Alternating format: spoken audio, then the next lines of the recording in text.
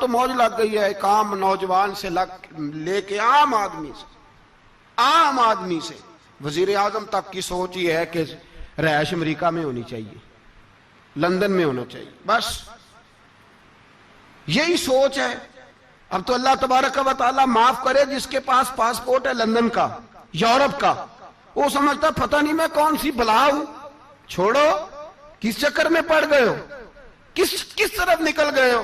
صدر صاحب امریکہ کے صدر کے ساتھ فوٹو کھچاتے ہیں تو وہ 2 فٹ اونچا ہو جاتے ہیں۔ او بس کرو یار، یہ کمزور لوگوں کی علامت ہے، کمزور لوگوں کی۔ حضرت عمر فاروق رضی اللہ، مجھے پلٹ کے یاد آتے ہیں سیدنا فاروق اعظم، حضرت فاروق اعظم رضی اللہ تعالیٰ عنہ سے عیسائی بادشاہ نے کہا میں ملنا چاہتا ہوں۔ آپ فرمانے لگے ٹائم نہیں، جو تجھے ملنا ہے وہ مدینے کے غریبوں کو نہ ملوں گا، وہ رسول اللہ کے نوکروں کو نہیں ملوں گا، تجھے مل کے کیا کرنا ہے؟ میں انہیں ملوں گا جن کے لبوں پہ رسول اللہ کا درود جاری ہے، جو مصطفیٰ سے پیار کرتے ہیں۔ مجھے تجھ سے ملنے کی کوئی ضرورت ہے؟ ہمارے ہاں وہ نفرت نہیں کفر کے لیے جو مسلمان کے دل میں ہونی چاہیے، وہ مزاج ہی نہیں ہمارا، وہ شعور ہی نہیں۔ ہم جب بھی اتحاد کرتے ہیں کافر سے اتحاد کر کے اپنے ہی بھائی کو مارنے لگتے ہیں۔ وہ جی لڑائی ہو رہی تھی، بھائی کا بھائی سے اختلاف نہیں ہوتا گھر کے اندر، پھر وہ دشمنوں کو بلا کے لاتا ہے کہ میرے بھائی کو مارو۔ ایسا ہوا ہے کبھی؟ اگر آپس میں اسلامی ممالک کا اختلاف ہے بھی تو کافر کو لاؤ گے مارنے کے لیے، کافر کو لاؤ گے۔ اور یہاں ایک آدمی قید ہوا تھا امریکہ کا، پوری دنیا کو مصیبت پڑ گئی تھی۔ سمجھ آ رہی ہے؟ نام لینے کی ضرورت تو نہیں، بات کی سمجھ آ رہی ہے آپ حضرات؟ ایک آدمی قید ہوا تھا اور انسانی حقوق کی تنظیمیں اور ہمارے اپنے اندر سے بڑے بڑے، میں روشن خیال نہیں، میں روغن خیال کہتا ہوں ان لوگوں، بڑے بڑے روغن خیال اٹھ کے کھڑے ہو گئے، جی انسانی حقوق کی بات کرو، جی ایسے ہو گیا، جی ویسے ہو گیا، لے گئے بندہ چھڑا کے۔ یہاں روز خون کی ندیاں بہتی ہیں۔ اقوام متحدہ جس سے مسلمان بھیک مانگتے پھرتے ہیں کہ مسلمانوں پہ مظالم بند کراؤ، اقوام متحدہ نے کہہ دیا کہ دنیا کی مظلوم ترین اقلیت کا نام برما کے مسلمان ہے۔ اقوام متحدہ نے رپورٹ دے دی، پھر مر نہیں گئے سارے اسلامی حکمران؟ شرم اور غیرت کے ساتھ کسی گھڑے میں دفن نہیں ہو گئے؟ تمہیں للکار کے انہوں نے کہا کہ یہ سب سے مظلوم ہے، ان کا کچھ کرو۔ چند دن پہلے یہاں ننکانہ صاحب بے سانیوں نے جلوس نکال کے کہا مسلمانوں شرم کرو، ان کی مدد کرو۔ پوپ بول پڑا، پوپ عیسائیوں کا کہ مسلمانوں کہاں ہو، کدھر ہو تم، ان کی مدد کرو، نکلو ظلم ہو رہا ہے۔ پوری دنیا چیخی۔ آپ کے ملک میں آ کے امریکہ ڈرون حملے کر جائے تو آپ کی وزارت داخلہ کو بعد میں ہوش آتا ہو، ہمیں تو پتہ نہیں چلا، ہم تو سوئے ہوئے تھے، وہ حملہ کر گیا۔ اور عالمی قوانین کی مخالفت کر کے برما کی حکومت کہتی ہے کسی صحافی کو بھی ہم اندر نہیں جانے دیں گے، ہمارا ذاتی معاملہ ہے۔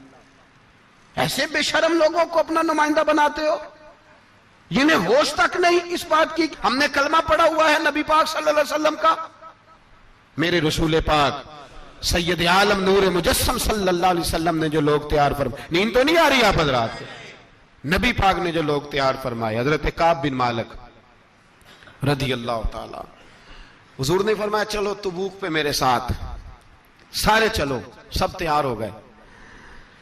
حضرت کعب بن مالک فرماتے ہیں مجھے گھوڑا بڑا دوڑانا آتا تھا، نیزہ بڑا چلانا آتا تھا، تلوار کا میں بڑا دھنی تھا، میں مالدار بھی تھا، میرے پاس بڑی وسائل تھے۔ حضور چلے گئے تو میں نے، جی بخاری ہے، فرماتے ہیں میں نے سوچا کہ میں چلا جاؤں گا، کل میں گھوڑا دوڑاؤں گا، میں نے پیچھے پہنچ جانا، پرسوں چلا جاؤں گا، ترسوں بس سستی ہو گئی، نہ جا سکا۔ فرماتے ہیں وقت بیت گیا، حضور چلے گئے، آج جاتا ہوں کل چاہتا ہوں، اسی میں حالات سارے گزر گئے، حتیٰ کہ اللہ کے رسول واپس آ گئے۔ فرماتے ہیں کچھ بوڑھے تھے جو نہ جا سکے اور کچھ منافق تھے جو حضور کے ساتھ جہاد پہ نہ جا سکے۔ آپ فرماتے ہیں میں جوان بھی تھا، تیر انداز بھی تھا، اور دنیا عرب سارا جانتا تھا کہ مالدار بھی ہے، اللہ تعالیٰ کی دی ہوئی بڑی نعمتیں تھے، میں نہ گیا اور ہو غلطی گئی، سستی گئی۔ فرماتے ہیں حضور مدینے میں آئے، جب مسجد نبی میں بیٹھے تو منافق آ کے بہانے کرنے لگے، کوئی کہنے لگا بچی بڑی بیمار تھی، کوئی کہنے لگا حضور کل ہی صحیح ہوا ہوں۔ فرماتے ہیں مجھے بھی پتا تھا اور پتا مصطفیٰ کو بھی تھا جھوٹ بول رہے، حضور کو پتا تھا، پر وہ بہانے کرتے، حضور قبول کرتے، میں چلو جاؤ کہا فرماتے ہیں 1 منٹ کے لیے مجھے بھی وسوسہ آیا کہ کوئی بہانہ نہ کر دوں، لیکن پھر میں نے سوچا بہانہ کس کے سامنے کروں جسے اللہ تبارک و تعالیٰ نے نبوت کی آنکھ عطا فرمائی ہوئی ہے، اس محبوب کے سامنے بہانہ۔ اس خیال آیا مسلمان نیک و بد پہچان جاتے ہیں، محمد آدمی کے دل کی باتیں جان جاتے ہیں، کدھر بہانہ کروں، حضور کو تو سارا پتا ہے۔ فرماتے میں گیا، حضور نے پوچھا کیوں نہیں آئے، اور پوچھا بھی مسکرا کے، کیوں نہیں آیا، مسکرا کے پوچھا۔ فرماتے میں نے سچ سچ بولا، میں نے کہا یا رسول اللہ سستی ہو گئی، حضور غلطی ہو گئی، جو بہانے لگا رہے تھے ان کو آزادی مل گئی، اور مکتب عشق کا دستور نرالا دیکھا، اس کو چھٹی نہ ملی جس نے سبق یاد کیا۔ فرماتے ہیں ان کو چھٹی مل گئی، میں نے کہا حضور غلطی ہو گئی، تو نبی پاک نے فرمایا اس سے کوئی بندہ کلام نہ کرے، خبردار میرے ساتھ بھی گفتگو نہ کرنا۔ حضرت کعب بن مالک فرماتے ہیں میرا چچا زاد بھائی، خالہ زاد بھائی سارے رہتے تھے، میں کسی کو سلام لیتا تو کوئی جواب بھی نہیں دیتا تھا۔ فرماتے ہیں میں مسجد میں نماز پڑھنے آتا، پر صحابہ کرام کو حضور نے منع کر دیا تو مدینے کی گلیاں بھی ناآشنا ہو گئی۔ فرماتے ہیں مجھے یوں لگتا تھا کہ مدینے کے در و دیوار بھی مجھ سے کلام نہیں کرتے، میں وہاں دعا منگیا کرو سنگیو کتے مرشد نہ رس جاوے، اے جنہاں دے پیر رس جاندے او جیوندے ہی مرے رہندے۔ کہا اس طرح لگا کہ جیسے حالات بگڑ گئے سارے میرے حق میں۔ آپ فرماتے ہیں میں مسجد میں آ کے بیٹھتا تو جب مجھے پتا تھا میں جب آنکھیں ادھر کرتا تو حضور مجھے دیکھتے، اور جب میں نبی پاک کو دیکھتا تو حضور چہرہ پھیر لیتے۔ بول پڑے خواجہ غلام فرید صاحب، کہنے لگے میں ویکھاں تو میرا یار نہ ویکھے، جے میں نام ویکھاں تو ویکھے، ایڈے نصیب کتھوں تتڑی دے او میرے وچ ویکھن دے ویکھے، غلام فریدا او بوے یار دے مریے پامیں ویکھے یا نہ ویکھے۔ آپ فرماتے میں سید عالم صلی اللہ علیہ وسلم کو دیکھتا تو حضور رخ انور پھیر لیتے۔ حضرت کعب بن مالک رضی اللہ تعالیٰ عنہ فرماتے ہیں کہ حضور کا حکم آیا کہ بیوی کو علیحدہ کر دو، بار پہلے کوئی نہیں بات کرتا، اب کہا بیوی کو علیحدہ کر دو، تو میں نے کہا حضور طلاق دے دوں، فرمایا نہیں میکے بھیج دو، طلاق نہیں دینی۔ فرماتے ہیں بال بچہ بھی چلا گیا، نہ گھر میں کوئی نہ باہر کوئی، تنے تنہا۔ آپ فرماتے ہیں زمانہ جانتا تھا، عرب کے صوبوں میں بات پھیل گئی کہ کعب بن مالک جیسا سردار، مالدار، گھوڑ سوار، تیر انداز، نیزہ باز، اتنا بڑا سیانہ سنجیدہ آدمی جدا کر دیا نبی پاک نے۔ فرماتے ہیں غسان کے عیسائی بادشاہ نے مجھے خط لکھا۔ حضرت کعب فرماتے ہیں بڑی آزمائش تھی، پر یہ مصیبت سب سے بڑی تھی۔ غسان کے عیسائی بادشاہ نے خط لکھا، اس کا آدمی مجھے ڈھونڈتا پھرتا مدینے میں، میں ملا تو خط اس نے مجھے دیا۔ خط میں یہ نہیں لکھا تھا کہ کافر ہو جاؤ معاذ اللہ، یہ نہیں لکھا تھا عیسائی ہو جاؤ۔ اس نے خط میں لکھا کہ کعب ہم نے سنا ہے تمہارے نبی نے تمہیں چھوڑ دیا، ناراض ہو گئے، تم تو اس قابل تھے کہ صوبے کے گورنر بنائے جاتے، تم تو بڑے عہدے کے قابل تھے، تمہاری تو شہرت ہے سارے علاقوں میں، تم آ جاؤ ہمارے پاس، ہم تمہیں بہت بڑا عہدہ دے دیں گے۔ حضرت کعب بن مالک فرماتے ہیں اب میری چیخیں نکلی، اب میں تڑپ کے رویا، میں نے وہ اس کا خط پکڑا اور جلتے ہوئے تنور میں ڈالا، اور مسجد نبی میں سر سجدے میں رکھ کے میں نے کہا اے اللہ میرا ایمان اتنا ہی مشکوک ہو گیا ہے کہ کافر کہتے ہیں میں ان کے ساتھ مل جاؤں گا، اے اللہ میرا ایمان اتنا مشکوک، کافر سمجھنے لگے ہیں کہ میں مسلمانوں کو چھوڑ کے ان سے اتحاد کروں گا۔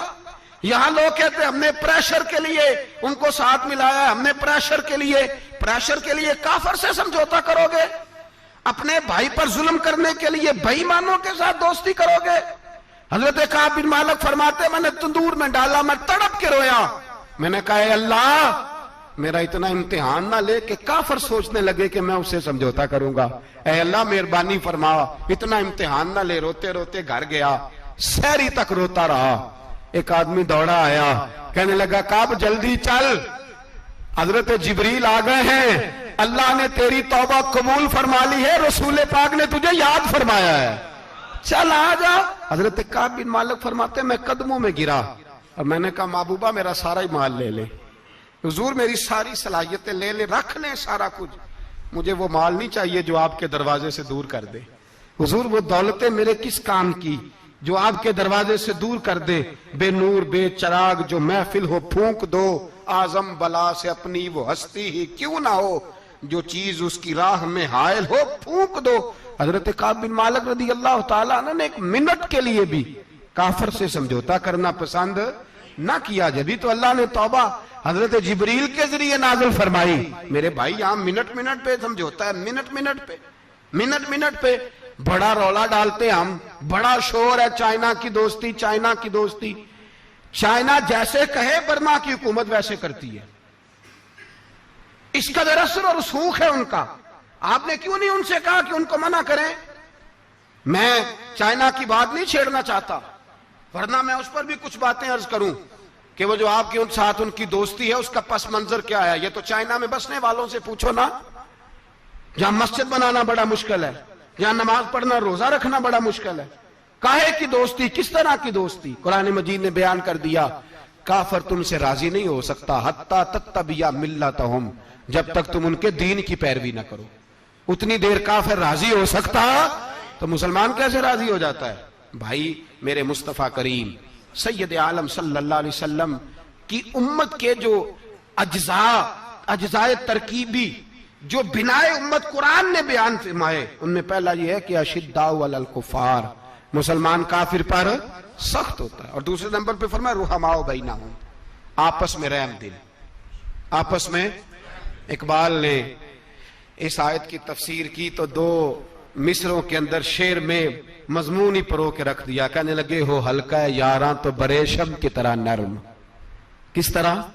रेशम की तरह। हो हल्का यारां तो बरेशम की तरह नरम, रिज़्म हक को बातिल हो तो फौलाद है मोमिन, रिज़्म हक को बातिल हो तो फिर फौलाद बन के निकल